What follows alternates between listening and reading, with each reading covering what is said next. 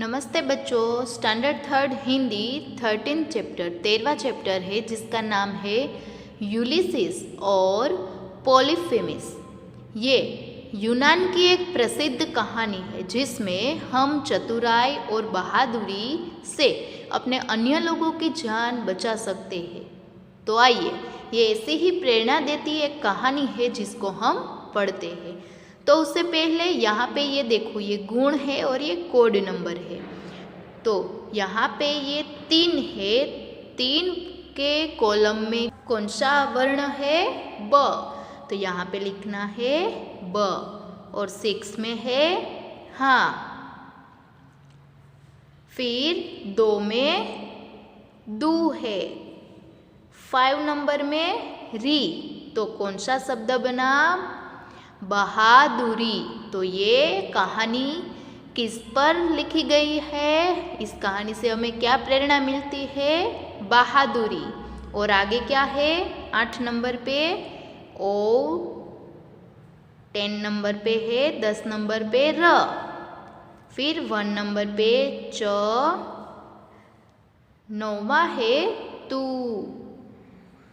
7 number पे रा और 4th में है ई। तो यहाँ पे जो कहानी है ये 2 गुणों पर आधारित है। कौन से? बहादुरी और चतुराई।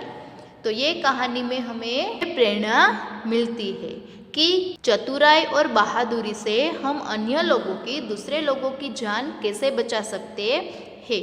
तो ये हम कहानी पढ़ते हैं, समझते हैं, उससे पहले उसके जो शब्दार्थ है वो देखते हैं। शब्दार्थ में पहला शब्दार्थ है सैनिक यानी सिपाही, युद्ध यानी लड़ाई, विशालकाय यानी बहुत बड़े, राक्षस यानी दानव और दैत्य, भयानक यानी डरावना, बेहाल बुरा हाल, और लास्ट में है चतुराई यानी चालाकी। तो ये शब्दार्थ है वो आपको समझने हैं। यहाँ पे देखो नीचे श्रुत लेख में जो शब्द दिए हैं वो आपको सुन के पढ़ना है। ये है यूलिसिस, यूलिसिस। फिर है साइक्लोप्स, साइक्लोप्स। नेक्स्ट है पोलीफेमिस, पोलीफेमिस। नेक्स्ट चिल्लाने, चिल्लाने। और लास्ट में है स्वतंत्र, स्वतंत्र। ये शब्द भी आपको अच्छी तरह से पढ़ने हैं। अब हम हमारी जो ये कहानी है यूलिसिस और पॉलीफेमिस उसके बारे में समझते हैं। बहुत समय पहले यूनान में कुछ बहादुर सैनिक रहते थे। यूलिसिस उन्हीं सैनिकों में से एक था। एक बार युद्ध के बाद वे जब समुद्री रास्ते से शहर की ओर वापस लौट रहे थे तो वे रास्ता भटककर किसी अन्य देश में पहुंच गए। इस देश में विशालकाय राक्षस रहते थे जिन्हें साइक्लोप्स कहा जाता था। उनके माथे के बीचों बीच एक आँख थी। वे गुफाओं में रहते थे। उनकी बकरियां व भेड़ें भी गधों के समान बड़ी बड़ी थी। एक दिन एक भयानक राक्षस पॉलीफेमिस ने यूलिसिस और उसके साथियों को अपनी गुफा में बंद कर दिया। वह हर रात उनमें से 2 सैनिकों को मारकर खा जाता था। देखो क्या होता है। बहुत समय पहले यूनान में कुछ बहादुर सैनिक थे। वो सैनिकों में से एक था यूलिसिस नाम का सैनिक। वह युद्ध में जब समुद्री रास्ते से शहर की ओर जाता था, युद्ध लड़ने के बाद, युद्ध यानी लड़ाई, सैनिक का मतलब क्या होता है? सिपाही। तो ये जो यूलिसिस नाम का सिपाही है वह लड़ाई खत्म होने के बाद जब वह समुद्री रास्ते से अपने शहर लौटता है तो वो रास्ता भूल जाता है और भटक कर अन्य देश में पहुंच जाता है। जहाँ पे विशालकाय राक्षस रहते थे। विशालकाय यानी बहुत बड़े राक्षस वहाँ पे रहते थे, जिन्हें किस नाम से पहचाना जाता था? साइक्लोप्स। वो दिखने में कैसे थे?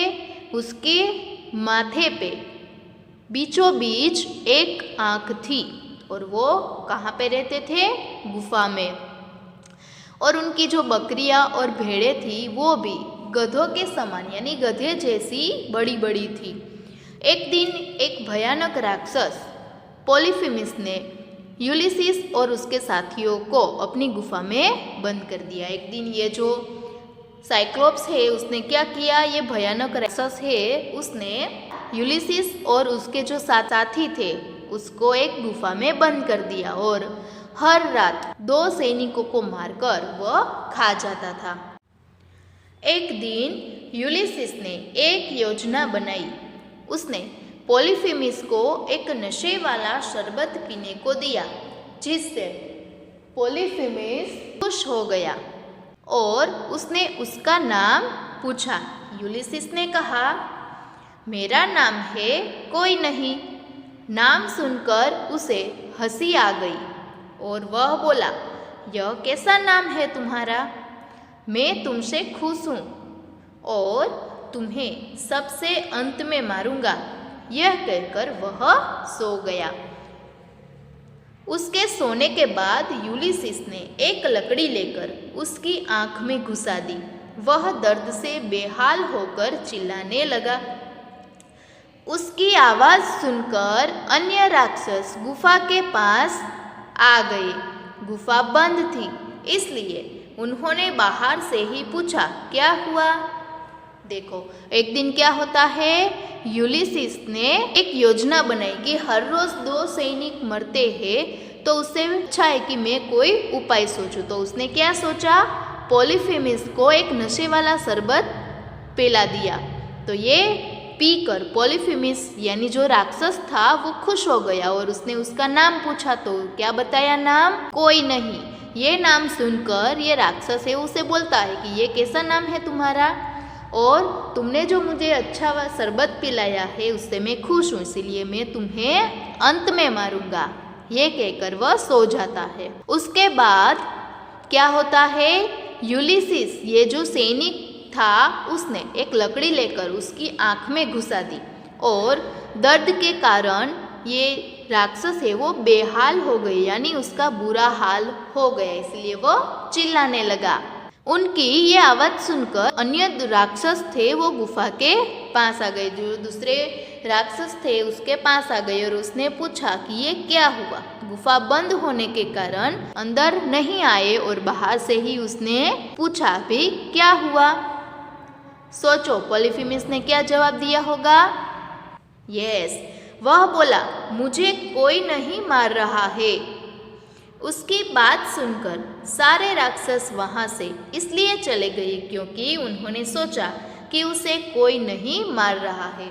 यानी ये राक्षस है वो ये कह रहा है, ये कोई नहीं नाम का जो सिपाही है वो मुझे मार रहा है, पर उसने ये कैसा सेंटेंस बोला? मुझे कोई नहीं मार रहा, यानी राक्षस को कोई नहीं मार रहा है, वो सही सलामत है। ये सुनकर ये जो दूसरे राक्षस थे वो भी वहाँ से चले गए।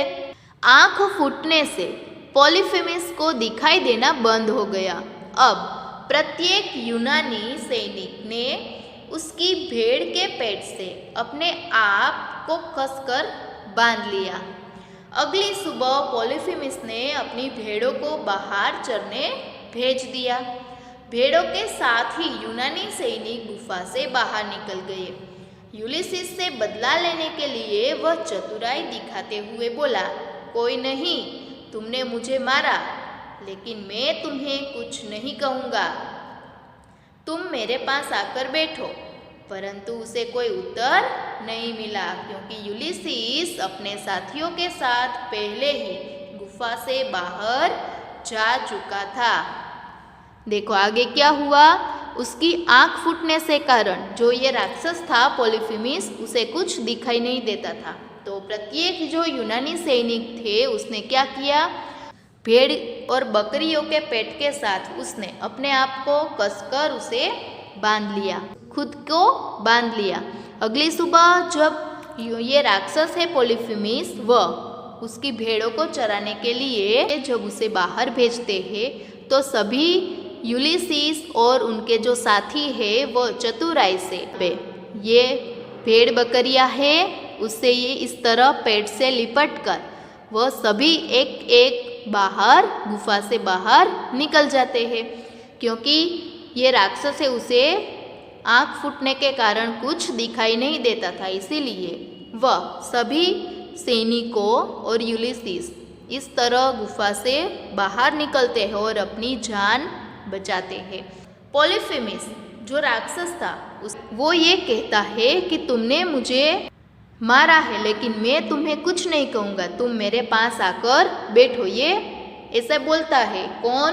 राक्षस। पर उसे कुछ उत्तर नहीं मिलता है, क्योंकि जब बकरियां बाहर जाती है गुफा से बाहर तभी यूलिसीस और उनके सभी साथियों पहले ही बाहर निकल चुके थे और अपनी जान बचाते थे। तो इस तरह इस कहानी से हमें चतुराई और बहादुरी से दूसरों की जान बचाने की जो प्रेरणा है वो हमें मिलती है।